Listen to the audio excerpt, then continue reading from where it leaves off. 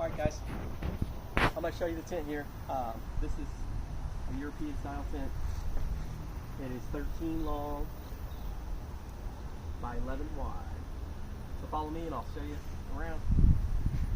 Here's the manufacturer. So it would have been somewhere, maybe Germany. I'm really not sure, but it would definitely be a European country. And you can tell the colors are really vibrant. There's no fading. So there's no UV damage to any of the fabric, and it's all got the vinyl, or it's all got the retro like patterns on it. These are vinyl, and I'll show you in a minute. These unzip from the inside, which is really cool.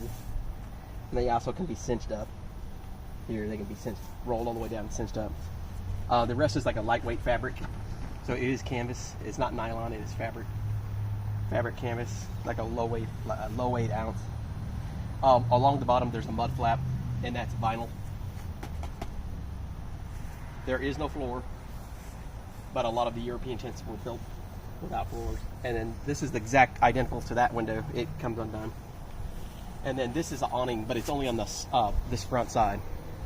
So it goes around halfway deep, and it goes across the top. And it's got like a fringe on here. And then zoom in on this. It's vinyl roof with canvas underneath. And then these, they don't really fit very well, so you'd have to do some modifications on these, but these hold this taunt. And then this window's completely different. I'll show you when we go inside, but it has like half mesh, or it has half screen mesh, and then it has the vinyl that goes over the mesh if it was raining really bad. And the entire window is a door, and I'm talking a 4-foot wide door. So if you're entertaining guests and you want people coming in and out, you could just open the 4-foot door up. So I think that's really neat. Here's another one of the poles that holds the awning.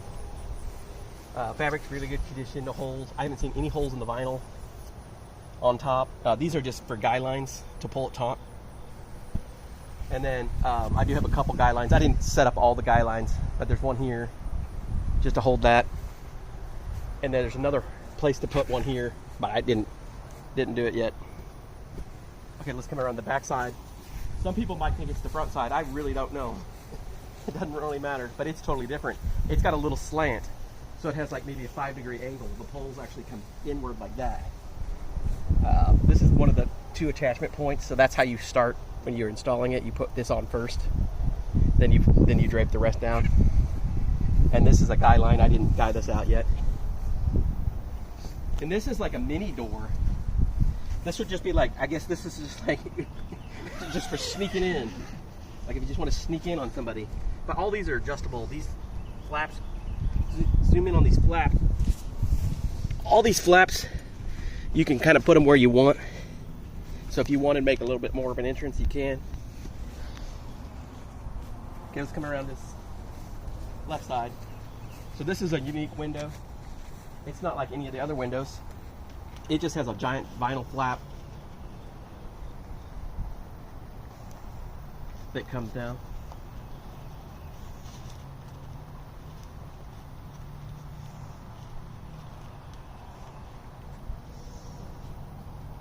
Not going to be able to get it. I'll get it in a minute, but it has a mesh screen, no holes. Then this is a door, but it's not like a door you're traditionally used to, because it doesn't like zip all the way down. It just zips to like here, and then you kind of have to step into the tent. But let me show you this other window first. I'm missing one of these ridge poles, or one of these awning poles here. I'm missing one of them, but you could put anything there and make something. And here's a tinier window that has the vinyl and the screen too. So 1, 2, 3, 4, 5 big huge windows. Technically there's 3 doors. There's the little one, and then there's this one. Okay, let's come in. Okay, so I'm 5'9", so that's another 1.5 feet above me. So let's just call it 7 foot in the center. And then on the ends, I mean, you're sitting at literally probably 5'5" on the ends. And that's really good. Yeah, that's amazing. These all get put on first. So these are like vinyl loopholes. So what I did is I staked all these first, and then I went on the outside and did the sod cloth. But I put all these in first, and they're all adjustable. There are some places.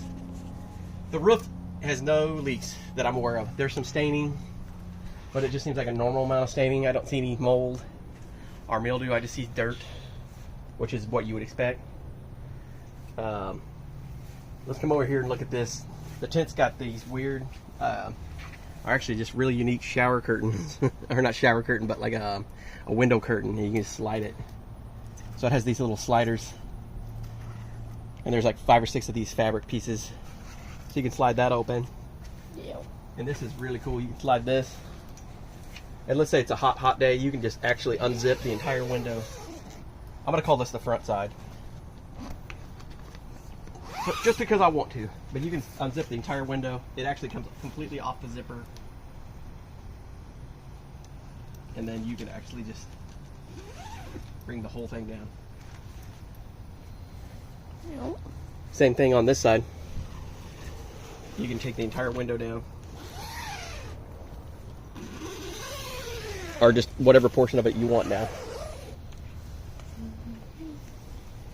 And it, like I said, the colors are, there's no dirt or there's no mold, mildew on the fabric. It's all in really good shape.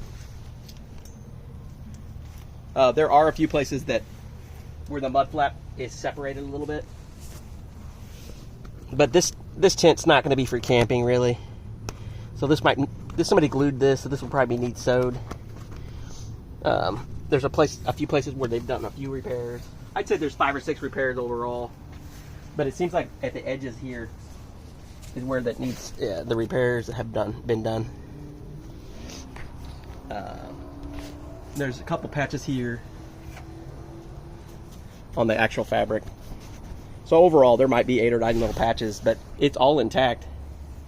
Now let's look at the, my favorite part is this. So like if you were entertaining, because I see this tent as an entertaining tent, you would basically unzip this entire door. This is actually just a window, but it's a door, which is just insane. And then you can undo the bottom.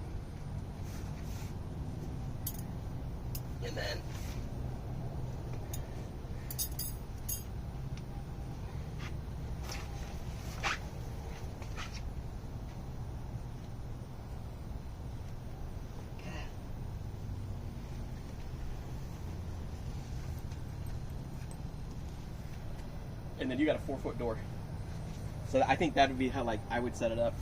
If I was doing like a wedding or like a festival, I would set this up. And it's got places where you can tie it up on here. So you can take the entire thing.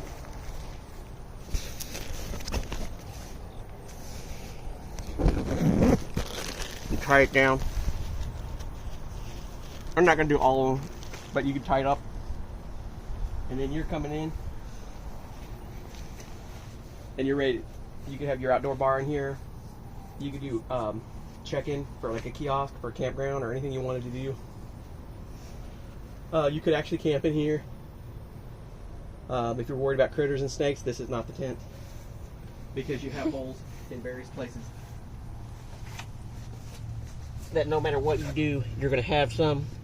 Here's another patch here where you're going to have some critters coming in. Unless it was frozen or whatever. But if that didn't bother, yeah, you can camp in here, no problem. And then the poles. The main thing I want to show you on the poles is that the ridges have a little hole where there's a little spike that goes through. There's only 2 holes where the poles go through the top of the roof. That's where I would start. So I'd install this one, and then the whole length of the middle frame, and the 2 end poles, and then you would build your sides. I actually installed the entire frame and then draped the whole thing over. But looking back, if I was just setting it up for the first time, Knowing what I know now, I'd put the 2 end poles on and guy line those down, and then attach the 2 points that can't move, because there's 2 points on this tent where they can't move here and at that top end, and then drape it down and then build the frame. The reason I said that is because when I put it in, this pole here, there's one pole here that actually goes underneath. And now that I've assembled the frame and then put the tent on, there's no way to get this pole underneath. I've tried. So in actuality, it'd be better to keep the right and left side completely off, put the middle frame across the top, drape it over on each side, and then attach the 2 sides, or attach all the side poles.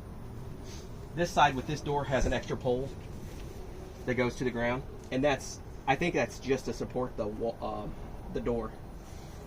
Now, I didn't have a manual when I set this up, so somebody out there is going to know more than I do, and they're going to be like, hey, you did this and this wrong, and that's totally fine. But I'm congratulating myself on just literally being able to get this tent up by myself. So this is not a one-person tent. Don't buy this thinking you can set it up by yourself. You can't. It's going to take 2 people. If you get good at it and you know your system, it's not going to be a big deal. I've cut a few poles to modify them because it just, when I did my measurements, it fit better. But all the poles, I'm basically going to make a diagram and have colored vinyl electrical tape on all the poles, so you'll be able to take poles out of a box and assemble the entire frame without having to do what I did, spend 2 days trying to match all the poles up. But that's it. Cool tent. Like I said, not really for camping, probably more for just like a festival or just like a party atmosphere, or really cool for photo shoots because of the vinyl color and the orange walls. All right, guys, that's it.